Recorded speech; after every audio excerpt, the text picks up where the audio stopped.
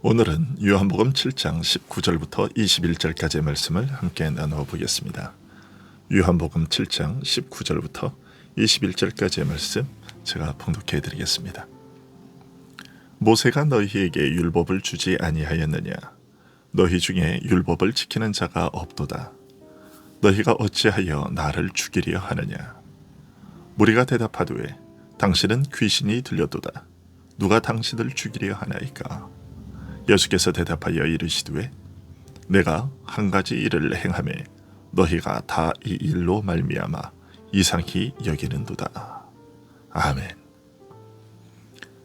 오늘 말씀은 예수님께서 자신이 유일한 진리라는 사실을 밝힌 데 이어 유대인들이 하나님으로부터 받은 진리로 여기는 율법에 대하여, 더 나아가 예수님의 가르침과 율법의 관계에 대하여 밝히신 말씀입니다.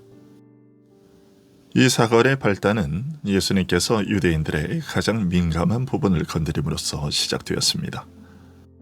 예수님께서 유대인들에게 너희 중에 율법을 지키는 자가 없도다 라고 하신 것입니다. 로마서 2장 17절부터 20절에서 바울 사도는 유대인들이 율법에 대하여 가지고 있는 생각과 태도에 대해 이런 말을 했습니다. 유대인이라 불리는 네가 율법을 의지하며 하나님을 자랑하며 율법의 교훈을 받아 하나님의 뜻을 알고 지극히 선한 것을 분간하며 맹인의 길을 인도하는 자요 어둠에 있는 자의 빛이요 율법에 있는 지식과 진리의 모본을 가진 자로서 어리석은 자의 교사요 어린아이의 선생이라고 스스로 믿으니. 이 말씀에서 바울 사도는 먼저 유대인들은 율법을 의지한다고 말했습니다. 그 말인즉슨 유대인들은 자신을 지탱하는 근거와 힘을 율법에 둔다는 것입니다. 즉 율법을 믿고 의지하는 것에 자신들을 지탱한다는 것이죠. 그러면 그 이유는 무엇인가? 율법으로부터 가르침받아 하나님의 뜻을 깨달으며 참으로 중요한 것이 무엇인지 확인하게 되기 때문이라고 말합니다. 이처럼 율법을 통하여 사람으로서는 스스로 깨달을 수 없는 진리를 배워 알게 된 유대인들은 자신들 스스로 소경의 인도자요 어둠을 밝히는 빛이라고 확신했습니다.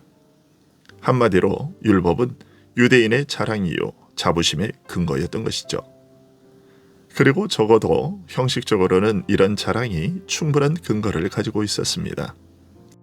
시편 119편 100절은 율법은 오랫동안 살면서 많은 것을 경험한 노인보다 더 지혜롭게 한다고 말하고 있습니다.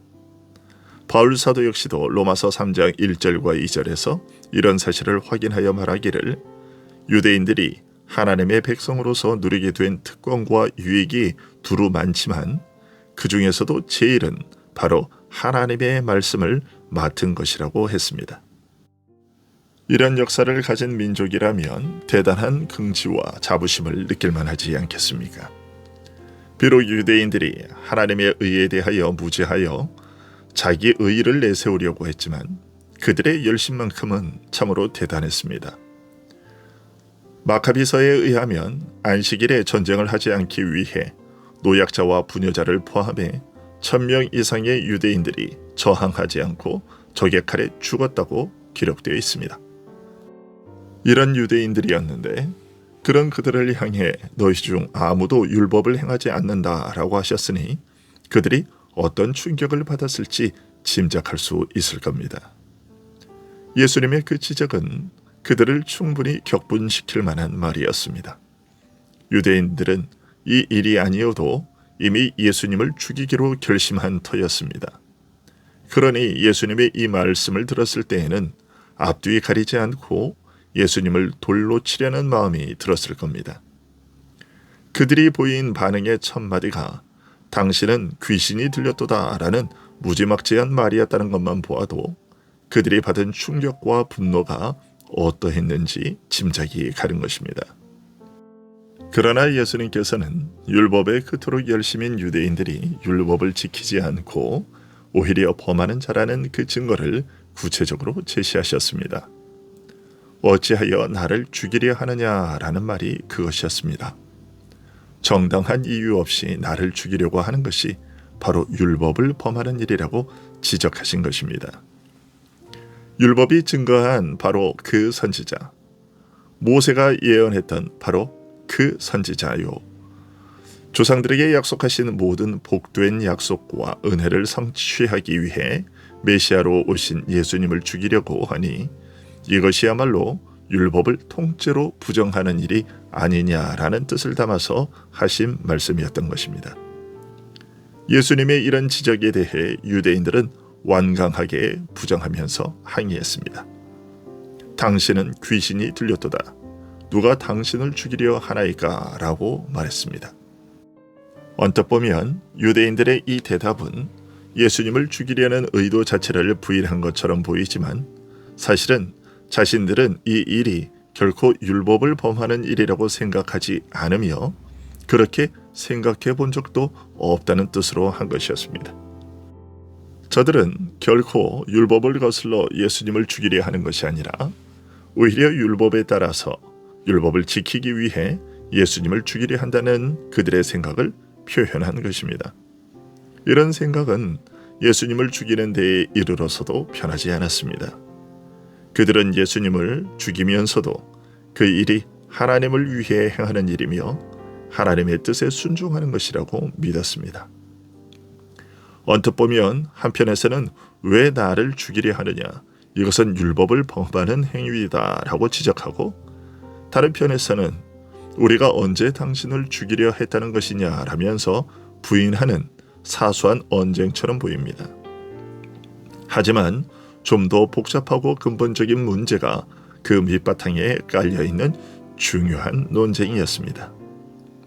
우선 너희 중 아무도 율법을 지키는 자가 없도다 라고 하신 예수님의 말씀 속에는 예수님 자신은 결코 율법을 부정하거나 범하려는 의도가 없다는 뜻이 이미 포함되어 있습니다. 따라서 지금 예수님과 유대인 사이의 논쟁은 다같이 율법은 하나님의 뜻을 알리는 계시요 진리라는 사실을 인정하면서도 서로 상대방을 가리켜 율법을 범하는 자라고 정죄하는 이상한 상황에서 비롯된 것이라고 할 수 있습니다. 쉽게 말하면 결국 어느 쪽이 정말 율법을 부정하는 자인가를 가리고자 하는 논쟁이었던 것입니다. 얼핏 사소한 언쟁같이 보이지만 사실 이 논쟁은 매우 중대한 문제를 다루고 있는 것입니다. 유대인과 예수님 사이에서 누가 과연 참으로 율법에 충실한 자인가, 누가 율법의 진정한 계승자인가를 가리고자 한 심각하고 중대한 논쟁이었던 것입니다. 그런데 이 논쟁은 오늘날까지 끝나지 않았습니다. 유대인들은 아직도 그들의 메시아를 기다리고 있기 때문입니다. 이스라엘을 구원하여 강력한 국가로 세울 정치적 메시아를 기다리고 있는 것입니다. 그리고 자신들이야말로 모세의 진정한 후계자요 율법의 계승자라고 여전히 생각하고 있는 것입니다. 자신들은 율법을 범하는 자가 아니라 율법을 수호하고 지키는 자라고 확신하는 그들에게 오히려 율법을 지키기 위해 당신을 죽이려고 한다는 뜻을 암암리에 드러내는 그들에게 예수님께서는 왜 그들의 행위가 율법을 범하는 것인지 자세히 밝히셨습니다. 오늘 본문 마지막에서 내가 한 가지 일을 행하매 너희가 다 이로 말미암아 이상히 여기는도다 라고 하셨습니다. 한 가지 구체적인 예를 들어 진실을 밝히고자 하신 것입니다. 오늘 말씀은 이미 예수님이 메시아인 것을 믿고 있는 우리에게는, 그리고 유대인들의 신앙 전통에 대해 깊이 알지 못하거나 큰 관심이 없는 사람들에게는 별로 중요하지 않은 것처럼 여겨질지 모릅니다. 그러나 역사적으로 보면 이 문제는 매우 중요한 문제였습니다. 수천 년간 하나님께서 죄로 망하는 세상을 구원하기 위해 이루어 오신 그 구원 역사를 진정 누가 계승하고 있는가? 예수님을 죽이려고 하는 유대인인가? 아니면 유대인이 죽이려고 하는 예수님인가? 그것을 가리는 문제이기 때문입니다. 기도하겠습니다.